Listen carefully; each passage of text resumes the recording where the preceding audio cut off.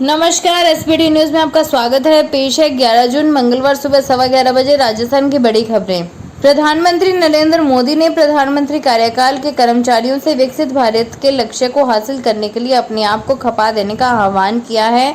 PM Modi ने सोमवार सुबह प्रधानमंत्री पद का कार्यभार संभालने के बाद प्रधानमंत्री कार्यालय के कर्मचारियों को संबोधित किया। उन्होंने कहा कि उनकी टीम को ऐसे लोगों की जरूरत है जो देश को विकसित बनाने के लिए दिन रात कार्य कर सके और इस लक्ष्य के लिए अपने आप को खपा दें।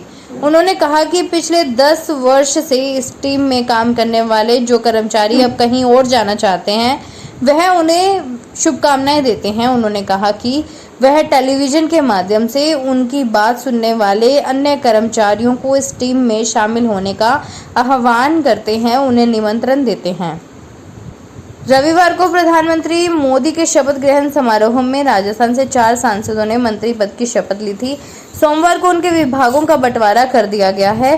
कल शपथ लेने वाले सांसदों में जोधपुर के गजेंद्र सिंह शेखावत, भूपेंद्र यादव, अजमेर से भागीरथ चौधरी और अर्जुन राम मेघवाल का नाम शामिल था। मोदी सरकार के 3.0 सरकार में कला, संस्कृति और पर्यटन, वन एवं पर्यावरण मंत्रालय, कृषि महकमा और कानून मंत्रालय राजस्थान के हिस्से में आया है। पिछली मोदी सरकार में जल शक्ति मंत्रालय संभालने वाले गजेंद्र सिंह शेखावत को इस बार कला, संस्कृति और पर्यटन मंत्रालय का जिम्मा दिया गया है। अर्जुन राम मेघवाल को कानून मंत्रालय की जिम्मेदारी दी गई है। अजमेर से चुनकर आए सांसद भागीरथ चौधरी को वन एवं पर्यावरण मंत्रालय का जिम्मा सौंपा गया है। भूपेंद्र यादव को वन एवं पर्यावरण मंत्रालय का जिम्मा सौंपा गया है। राजस्थान के मुख्यमंत्री भजनलाल शर्मा ने सोमवार को नई दिल्ली के पृथ्वीराज रोड स्थित राजस्थान हाउस के पुनर्निर्माण कार्यों का निरीक्षण किया और अधिकारियों को कार्य में और अधिक गति लाते हुए तय समय सीमा में इन्हें पूरा करने का निर्देश दिया। श्री शर्मा ने कहा कि समय सीमा के साथ ही निर्माण कार्यों में गुणवत्ता का भी विशेष ध्यान रखा जाए। निरीक्षण के दौरान अधिकारियों ने मुख्यमंत्री को बताया कि ऐतिहासिक राजस्थान हाउस के पुनर्निर्माण कार्यों को प्राथमिकता के साथ पूरा किया जा रहा है। 136 करोड़ रुपए की लागत से बन रहे इस राजस्थान हाउस के 2 बेसमेंट स्ट्रक्चर का कार्य पूर्ण कर लिया गया है।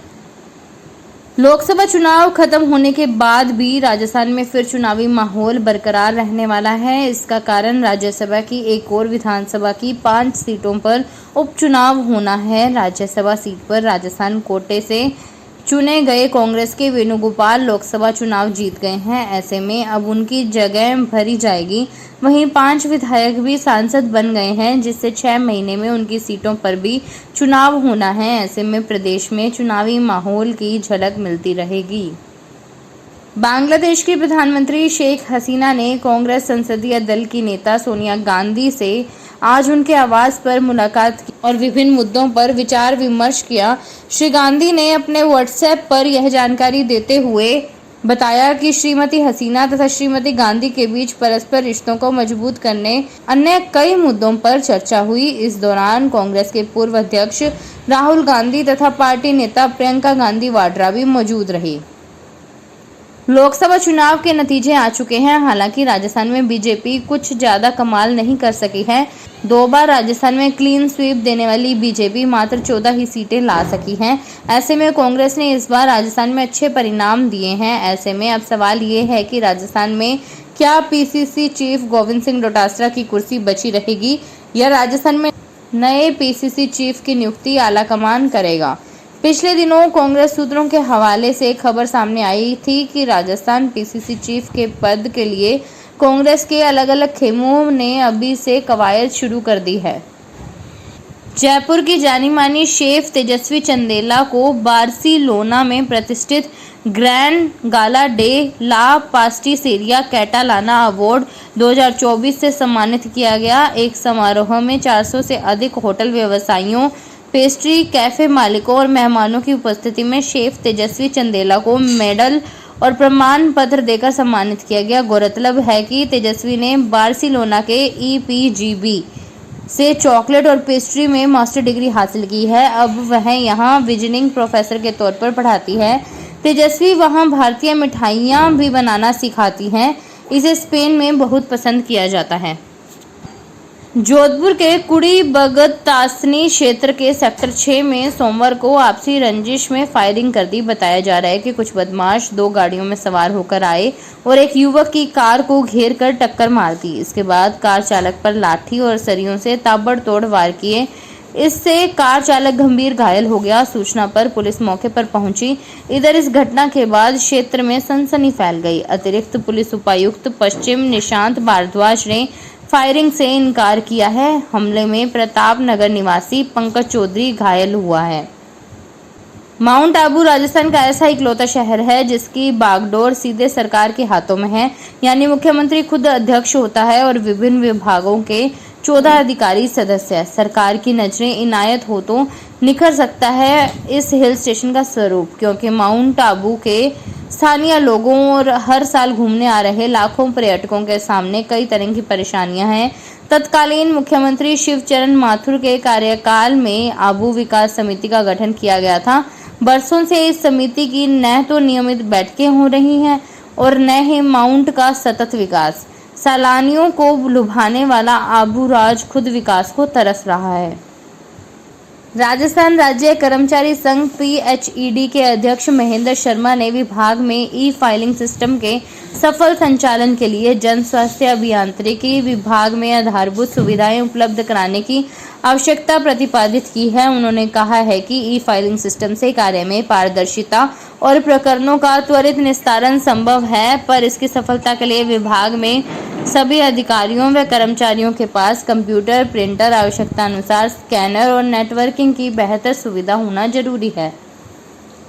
कांग्रेस के दिग्गज नेता व राजस्थान के पूर्व मुख्यमंत्री अशोक गहलोत ने अपने सोशल मीडिया अकाउंट पर सोमवार को लिखा कि हमारी सरकार ने जयपुर के सेंट्रल पार्क में गांधी जी के संदेश को नई पीढ़ी तक पहुंचाने के लिए करीब 85 करोड़ की लागत से गांधी वाटिका म्यूजियम बनाया है, जिसका उद्घाटन 23 सितंबर 2023 को राज्यसभा में नेता प्रतिपक्ष एवं कांग्रेस अध्यक्ष मल्लिकार्जुन खड़गे व कांग्रेस के पूर्व अध्यक्ष राहुल गांधी ने किया था। पहले प्रशासन के चुनावों में व्यस्त होने के कारण इसे आम जन के लिए शुरू नहीं किया गया था, परंतु अब तो लोकसभा चुनाव भी हो चुके हैं एवं नई सरकार को 6 महीने से अधिक का समय हो गया है। ऐसे में अभी तक गांधी वाटिका म्यूजियम को शुरू न किया जाना समझ के परे है।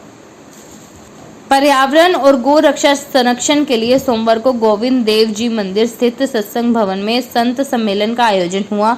प्रदेश के शिक्षा मंत्री मदन दिलावर ने कार्यक्रम में बतौर मुख्य अतिथि शिरकत की। कार्यक्रम में हवा महल विधायक महंत बालमुकुंद आचार्य और गोविंद देव जी मंदिर के महंत अंजन कुमार गोस्वामी के साथ ही प्रदेश भर से आए संत और महंत भी शामिल हुए। सम्मेलन में शिक्षा मंत्री मदन दिलावर ने संतों, महंतों और कथावाचकों को दुपट्टा पहनाकर सम्मान किया। इस मौके पर पर्यावरण संरक्षण और गो रक्षा करने वालों को भी प्रशंसनीय पत्र देकर सम्मानित किया गया। इस दौरान एक पेड़ एक देश का नारा दिया गया। प्रतापगढ़ की रिजर्व पुलिस लाइन में सहायक उप निरीक्षक पदोन्नति परीक्षा का आयोजन किया गया। पुलिस मुख्यालय के निर्देश पर आयोजित की गई इस लिखित परीक्षा में 20 कांस्टेबल, हेड कांस्टेबल शामिल हुए। यह कांस्टेबल और हेड कांस्टेबल 2010 से पदोन्नति से वंचित हैं। पुलिस अधीक्षक लक्ष्मण दास ने बताया कि 2002 में सरकार द्वारा पुलिस सेवा में कार्यरत जवानों के लिए 2 से ज्यादा संतान होने पर पदोन्नति पर रोक लगा दी थी, जिसके कारण कई कांस्टेबल और हेड कांस्टेबल पदोन्नति से वंचित चल रहे थे। हाल ही में सरकार द्वारा जारी किए गए आदेश के बाद ऐसे वंचित पुलिस जवानों के लिए पदोन्नति परीक्षा आयोजित की गई। रिजर्व पुलिस लाइन में आज आयोजित परीक्षा में 20 कांस्टेबल और हेड कांस्टेबल ने भाग लिया। 2010 से आज तक पदोन्नति से वंचित यह सभी कांस्टेबल और हेड कांस्टेबल इस परीक्षा में सम्मिलित हुए। राजस्थान में उदयपुर शहर के सुखेर थाना क्षेत्र में मोटरसाइकिल सवार 2 बदमाश सोमवार को एक महिला के गले से सोने की 3 तोला वजनी चैन चुराकर फरार हो गए। पुलिस के अनुसार क्षेत्र के हीराबाग कॉलोनी निवासी सुशीला त्रिपाठी सोमवार सुबह 10 बजे अपने घर से किसी काम से बाजार जाने के लिए सौभागपुरा 100 फीट रोड पर ऑटो का इंतजार कर रही थी। इसी दौरान एक बाइक पर सवार आए 2 नकाबपोश बदमाशों ने महिला के गले में पहनी सोने की 3 तोला वजनी चेन तोड़कर फरार हो गए। सूचना पर पुलिस ने मौके पर पहुंचकर जानकारी जुटाई तथा बदमाशों की तलाश शुरू की। जैसलमेर कलेक्टर प्रताप सिंह ने सोमवार को जिले के अधिकारियों की साप्ताहिक समीक्षा बैठक ली। इस दौरान उन्होंने सभी अधिकारियों को अलर्ट मोड पर रहकर काम करने के निर्देश दिए। गर्मी में पानी और बिजली की समस्या ना रहे, इसके लिए बिजली और पानी के विभागों के अधिकारियों को सभी कमियों को तुरंत पूरा करने को कलेक्टर ने कहा। कलेक्टर प्रताप सिंह ने एसई बिजली घर को निर्देश दिए कि आंधी के कारण जो भी बिजली के पोल गिरे हैं या सिस्टम खराब हुआ है, उसको टीमें लगाकर तत्काल दुरुस्त करवाएं तथा बिजली सप्लाई को शुरू करवाएं। फिलहाल इस बुलेटिन में इतना ही, फिर हाजिर होंगे और बड़ी खबरों के साथ। तब तक के लिए देखते रहिए एसबीटी न्यूज। धन्यवाद। अगर आप भी अपने आसपास की छोटी बड़ी और महत्वपूर्ण खबरों से अपडेट रहना चाहते हैं तो सब्सक्राइब कीजिए हमारे चैनल एसबीटी न्यूज को और प्रेस कीजिए बेल आइकन पर।